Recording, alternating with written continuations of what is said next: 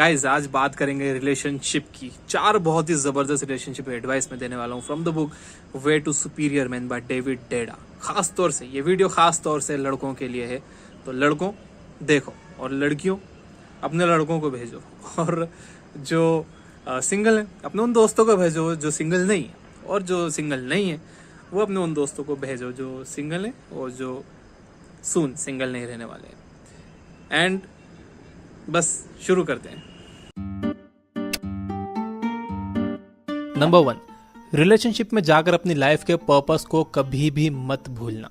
लड़कियां उन्हीं लड़कों की तरफ अट्रैक्ट होती हैं जिनकी लाइफ में कोई पर्पस होता है, जिनके पास लाइफ जीने के लिए एक डायरेक्शन होता है। लेकिन आमतौर पर होता क्या है, जब कोई लड़की आपके पर्पस को देखकर आपकी लाइफ में आती है तो आप अपने पर्पस को भूल कर उसकी जुल्फों की, उसकी आंखों की तारीफ करने में लग जाते हो। बेबी तुम्हारी आंखें, बेबी तुम्हारे जुल्फें, उसमें पूरी तरह से खो जाते हो और उसे ही अपनी लाइफ की प्रायोरिटी बना लेते हो। शुरुआत में तो हर लड़की को प्रायोरिटी बनना अच्छा लगता है, पर राज की बात यह है कि वो फिर धीरे धीरे आप में इंटरेस्ट खो देती है। इसे आप कुछ इस तरह से समझ सकते हो। एक लड़की ने आपको देखा, आपका जिंदगी जीने का तरीका उसे पसंद आया और उसे लगा कि जिंदगी के सफर में आपके साथ चलकर उसे कुछ नए एक्सपीरियंसेस मिलेंगे। लेकिन उसके आने के बाद आपने अपना वो तरीका ही बदल लिया। आप तो रुक ही गए, आप तो पूरी तरह से उस लड़की में ही खो गए। अब होगा ये कि उसे आपके साथ इस सफर पर चलना बोरिंग लगेगा और वो किसी और इंटरेस्टिंग हमसफर की तलाश कर लेगी।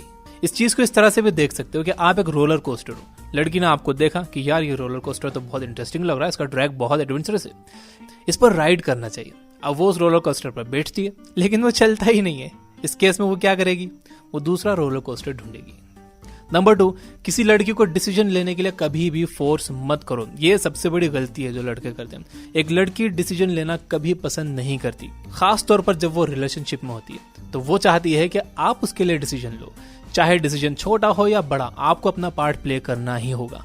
इसीलिए आपने देखा होगा कि आपकी गर्लफ्रेंड अक्सर आपसे पूछती रहती है कि कौन सी ड्रेस पहनूं, मुझ पर रेड अच्छा लगेगा या ब्लैक। और ऐसे में आप ज्यादातर क्या करते हो, दोनों अच्छे लग रहे हैं यार, अपने हिसाब से पहन लो कुछ भी। और यही आप गलती कर देते हो। अगर उसे खुद ही पसंद करना होता तो वो आपसे क्यों पूछती। अब बात यह आती है कि आखिर आप ऐसा करते क्यों। पहला रीजन ये है कि लड़के डरते हैं कि अगर उनका डिसीजन गलत निकला तो लड़कियां बुरा मान जाएंगी। लेकिन मेरे दोस्त याद रखना है कि कोई डिसीजन सही या गलत नहीं होता, वो चाहे रेड पहने या ब्लैक, तारीफ तो आपको ही करनी है, तो डरना कैसा। दूसरा रीजन ये होता है कि लड़के इन छोटी छोटी बातों की परवाह ही नहीं करते। लेकिन दोस्तों, जब आप रिलेशनशिप में आ जाते हो तो परवाह करनी पड़ती है। अगर आपने किसी लड़की को डिसीजन लेने पर मजबूर किया तो याद रखना वो बुरा मान जाएगी। इसलिए चुपचाप उसे बता दो कि वो रेड पहने या ब्लैक, और उसे कभी मत बोलो कि तुम्हारी मर्जी, जो चाहे पहन लो। नंबर 3, उसकी ना में भी हाँ होती है। ये बहुत क्रिटिकल पॉइंट है। ये बात तो सदियों से चली आ रही है कि लड़कियों की ना में भी हाँ होती है, लेकिन फिर भी लड़के आज तक इसे नहीं समझ पाए। अगर आप अपने किसी दोस्त के साथ बाहर गए, उससे पूछा कि आइसक्रीम खानी है, उसने कहा नहीं यार गला खराब हो जाएगा, नहीं खानी है, उसका मतलब है नहीं खानी है, मतलब नहीं खानी है।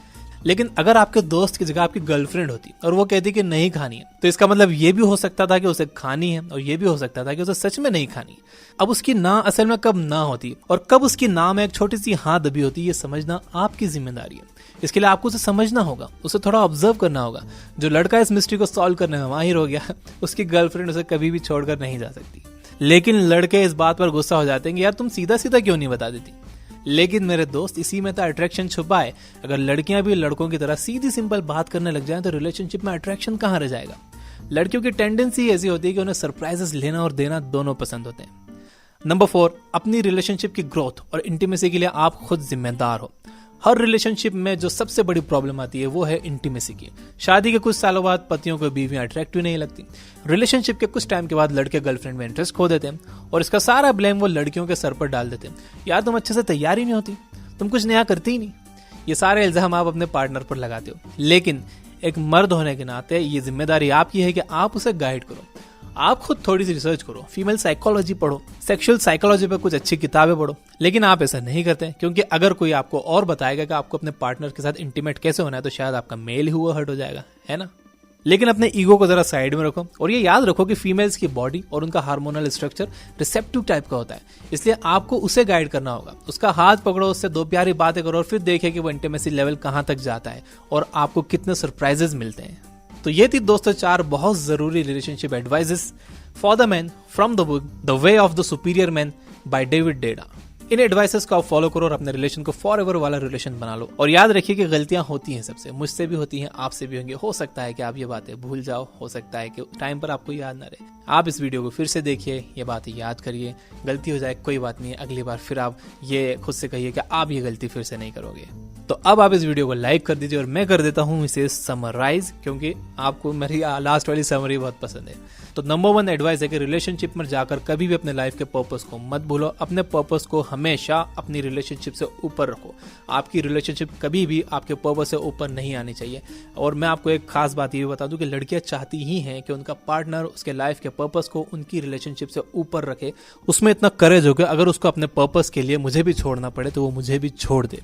आपको ये सुनने में अजीब लग रहा होगा, but that's what girls want.